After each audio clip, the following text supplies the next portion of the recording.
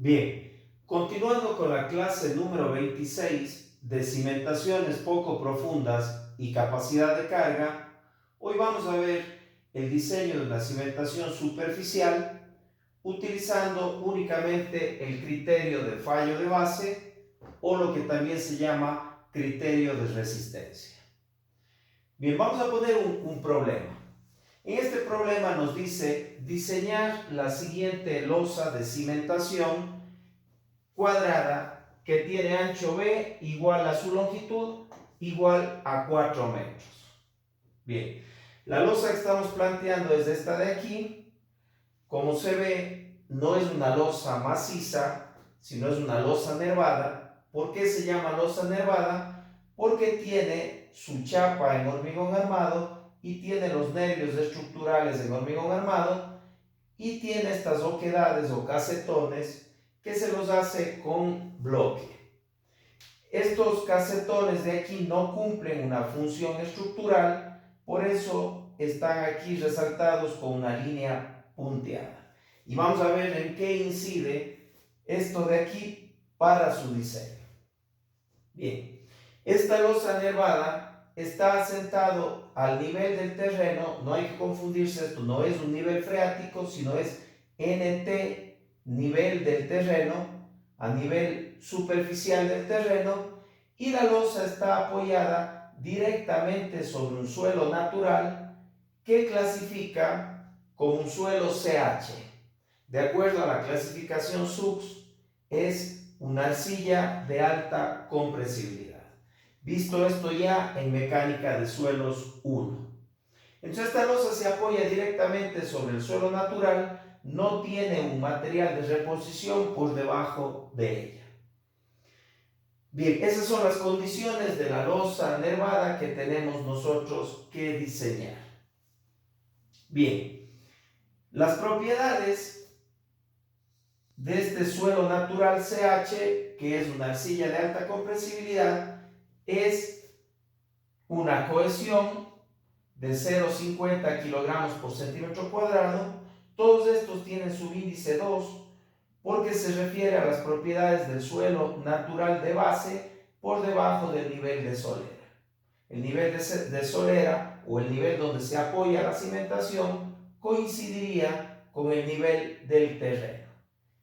Entonces, bien, este suelo, esta arcilla de alta compresibilidad, tiene una cohesión 2 de 0,50 kilogramos por centímetro cuadrado, tiene un ángulo de fricción 2 de 3 grados, de ahí que este suelo tiene mucha más cohesión que fricción, es un suelo cohesivo, porque prevalece el parámetro de cohesión, y tenemos el peso específico 2 de este suelo, que es 1600 kilogramos por metro cúbico.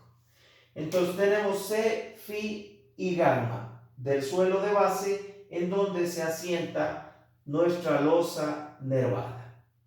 Entonces lo que nos pide es diseñar esta cimentación. Explicando mejor las cosas, esta palabra diseñar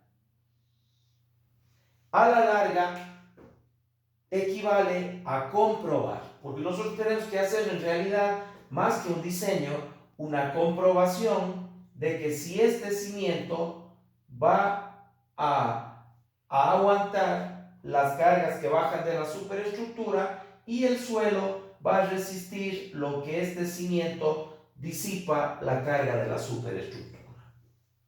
Bien, vamos a hacer esa verificación desde el criterio de resistencia o fallo de base.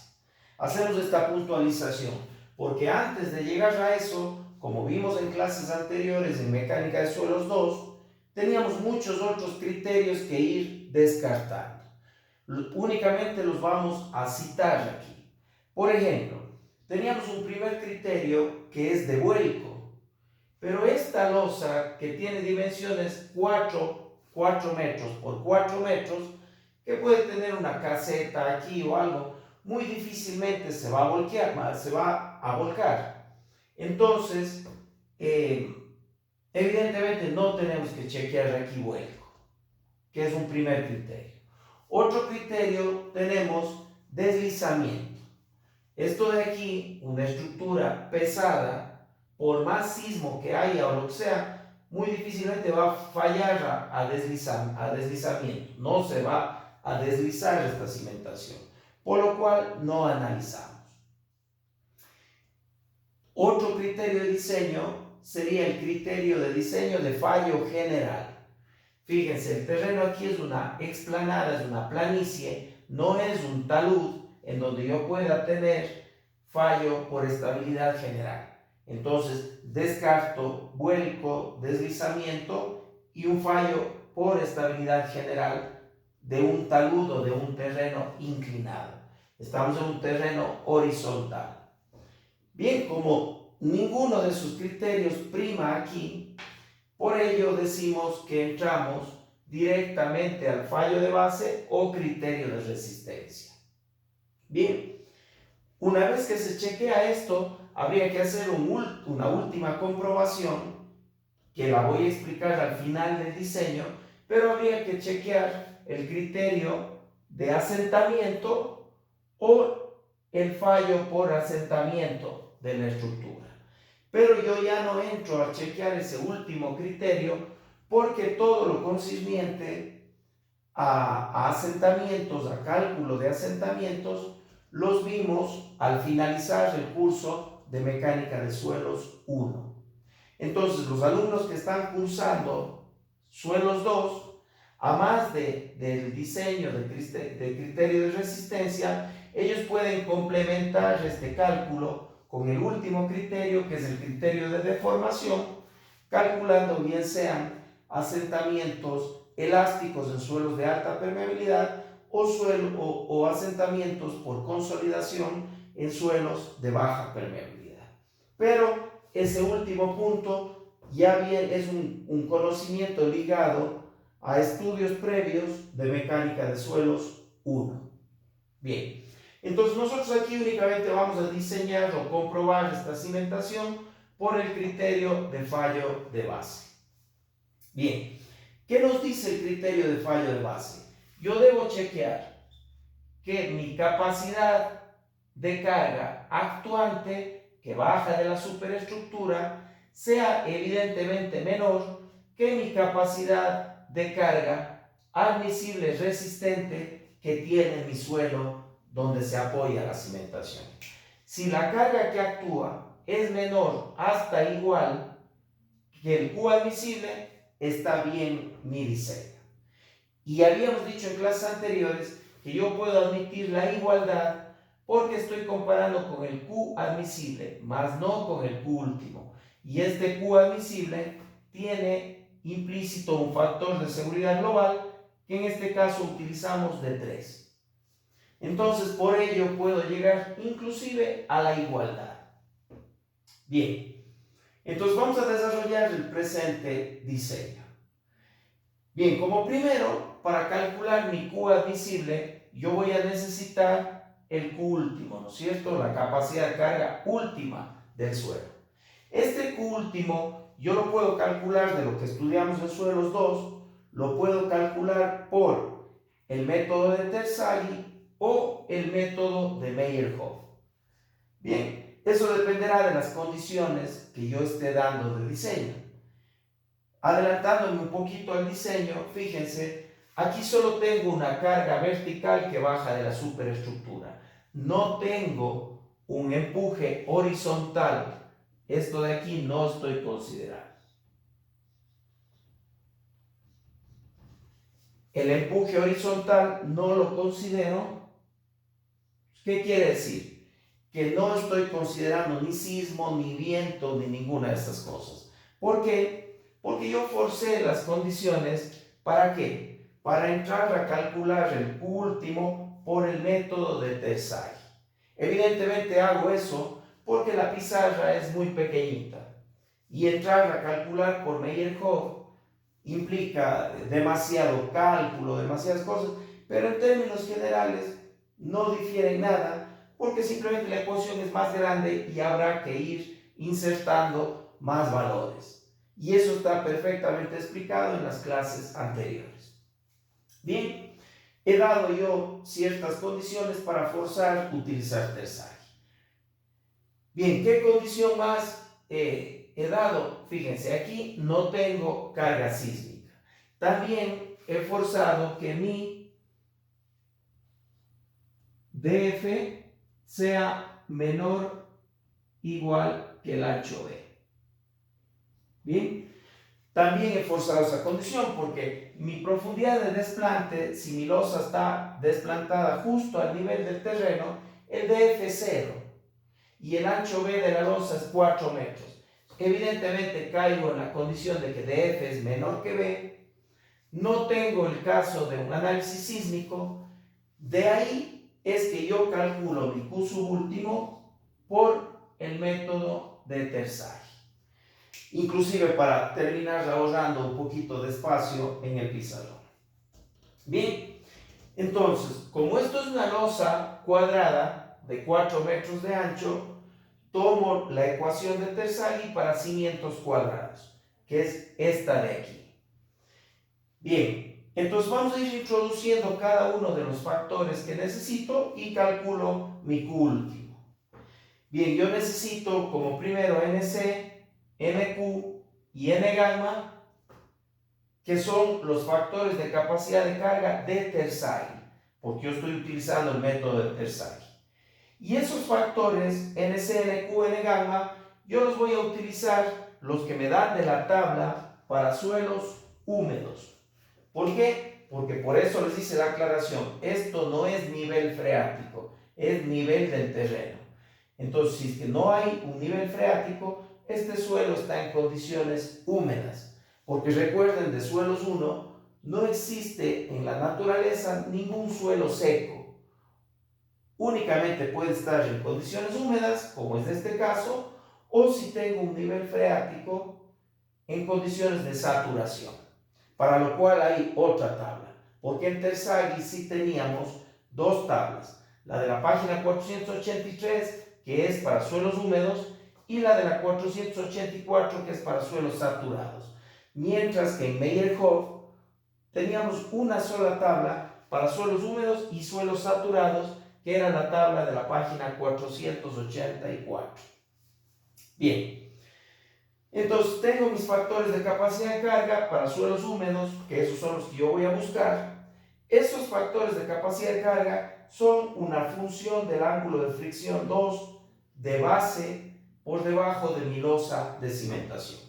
Entonces, si mi ángulo de fricción 2 es 3 grados, fíjense, voy a la tabla de la página 483. Estas siglas significan del libro de Fundamentos de Ingeniería Geotécnica de Brajadas. Todo hay que ahorrar el espacio en el pizarrón porque es bastante pequeñito. Entonces, van al Fundamentos de Ingeniería Geotécnica de Brajadas, a la página 483, y encuentran los factores de capacidad de carga para suelos húmedos de Terzaghi. Para un phi 2 de 3 grados, en esa tabla dice que NC vale 6,62, NQ vale 1,35 y N gamma vale 0,06. En esta página, que ustedes ya la saben por clases anteriores. Ahora bien, ya tengo sus valores. Comenzamos a entrar. 1,3 de la cohesión 2, que vale 0,50 kilogramos por centímetro cuadrado, multiplicado por NC. NC vale 6,62, más Q', y Q', si quieren recordar, Q' es igual a gamma 1 multiplicado por DF. ¿Qué era gamma 1? Peso específico del suelo por encima del nivel de solera. Como tenemos que la losa se asienta en el nivel del terreno, ni siquiera hay suelo por encima y tampoco DF vale nada. DF vale 0. Entonces, por tanto, Q' es igual a 0. Si es que esto se hace 0, se elimina Q' y NQ. Entonces vamos acá. Quedamos en el 6,62 de aquí. más 0,4 multiplicado por el peso específico del suelo de base. Todo esto ya lo paso a kilogramos por centímetro, porque la respuesta yo quiero que esté en kilogramos por centímetro cuadrado. Paso este peso específico, que vale 1600 kilogramos por metro cúbico, paso a 0.016 kilogramos sobre centímetro cúbico. Bien, estoy aquí. Multiplicado por el ancho B de la losa, que son 4 metros, en centímetros son 400 centímetros, y multiplicado por n gamma, que vale 0.06.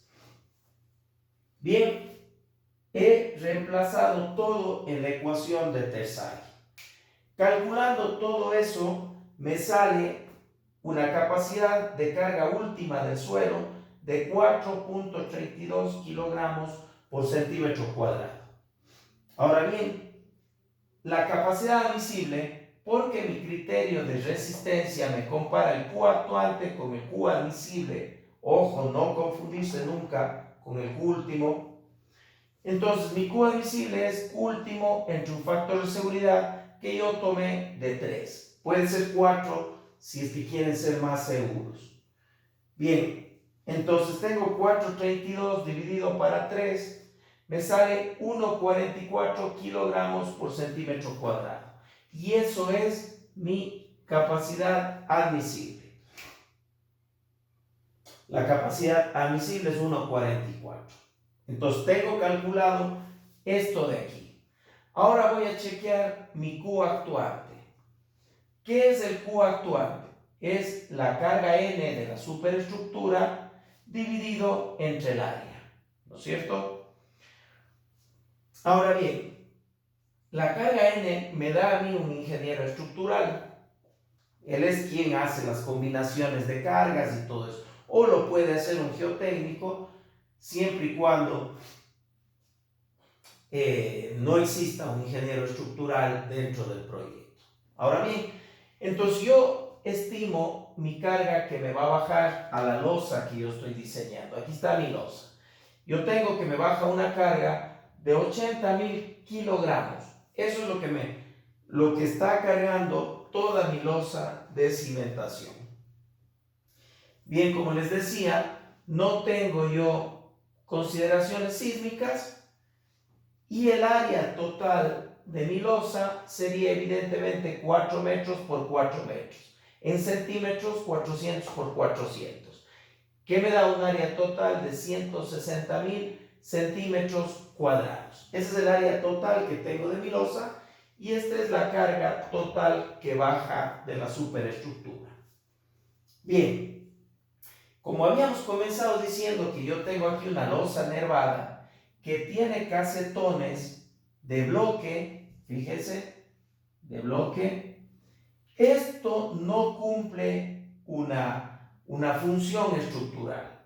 Entonces, eso es un área en la cual no se me va a disipar mi carga porque no es estructural. Si yo necesito estimar toda el área de contacto que tengo de lo que es en hormigón armado. Entonces, yo tendría que calcular todas esas áreas de apoyo, que sería esto por la profundidad, esto por la profundidad, esto, y así, todas las áreas. Como esto es simplemente un ejemplo del pizarrón, ustedes habrán de calcular perfectamente esta área neta. La área neta que tiene. Bueno, yo asumí que es el 40% del área total, el área que es estructural en hormigón armado. Ustedes pueden calcular eso exactamente su área neta. Entonces, si yo asumo que es el 0,4 de 160.000, al multiplicar me da que mi área neta son 64.000 centímetros cuadrados. Bien, entonces divido mi carga total de la superestructura, los 80.000 kilogramos, dividido para el área. ¿Pero cuál área? El área neta, que es el área estructural que yo utilizo para apoyar mi losa de cimentación. Divido los 80.000 para 64.000, que sería el área neta, y tengo un Q actuante de 1,25 kilogramos por centímetro cuadrado. Bien, entonces, ¿qué he calculado? Mi Q actuante.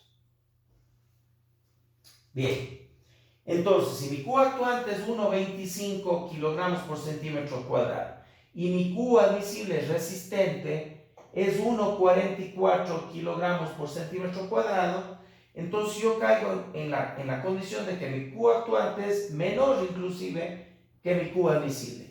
1,25 es menor que 1,44. Por ende, evidentemente, cumplo este criterio de resistencia, cumplo esta condición y la comprobación que yo he hecho de mi losa de cimentación es satisfactoria. Es satisfactoria. Esta losa va a resistir las cargas que tengo de mi casetita. Puede ser una caseta para, no sé, máquinas de generación hidroeléctrica, ya, o puede ser una caseta para bombeo de agua, no sé. Esas son las cargas que yo tengo aquí. Entonces, voy a poner todas mis máquinas para bombear agua de una planta de tratamiento y toda esta carga va a hacer que cumpla mi criterio de resistencia. Ahora bien, ustedes pueden complementar este diseño chequeando el criterio de deformación. ¿Qué van a hacer? Irse ustedes a la norma, se van a la norma, ven cuánto es el asentamiento máximo permisible que puede tener esta losa, supongamos que es de 2 centímetros. Ustedes calculan, como están aquí en una arcilla de alta compresibilidad, esto es un suelo de baja permeabilidad, tendrán que calcular los asentamientos por consolidación primaria, utilizando toda la teoría de consolidación de Terzaghi. Entonces, calculan los asentamientos y habrán de chequear que su asentamiento calculado, supongamos que sale 1 centímetro, versus el asentamiento máximo de la norma, que es 2 centímetros, si cumple criterio de resistencia y cumple criterio de deformación, que ya saben ustedes de mecánica de suelos 1, cumple esos dos, entonces mi cimiento está diseñado o está comprobado que ante las cargas que yo tengo aquí, mi cimiento va a resistir porque la resistencia del suelo que tengo es mayor. Entonces, como ven, diseñar una cimentación es simplemente comprobar todos los criterios que ustedes tienen. El criterio de fallo por vuelco, criterio de fallo por deslizamiento, criterio de fallo general por estabilidad de talud, que habíamos dicho que de darse eso de ahí, no aguanta ni un muro de contención, mucho menos una cimentación, eso hay que descartarlo. Chequear ese criterio de fallo por estabilidad general, chequear el criterio de fallo de base o criterio de resistencia y chequear el fallo por asentamientos o criterio de deformación. Tienen un criterio que es vuelco, deslizamiento, fallo general por deslizamiento general, criterio de resistencia y criterio de deformación. Tienen que chequear 5 criterios. Si ustedes cumplen perfectamente esos 5 criterios, habrán diseñado correctamente su cimentación superficial. Fíjense ustedes. Bien, entonces con eso concluimos el capítulo de cimentaciones poco profundas y capacidad de carga, inclusive haciendo el cálculo de un cimiento. Si ustedes quieren calcular esto de aquí por el método de Meyerhof, lo pueden hacer porque consideran efectos sísmicos o algo, pero en general habrán de chequear los 5 criterios de diseño de una cimentación superficial. Bien, con eso concluimos la clase número 26.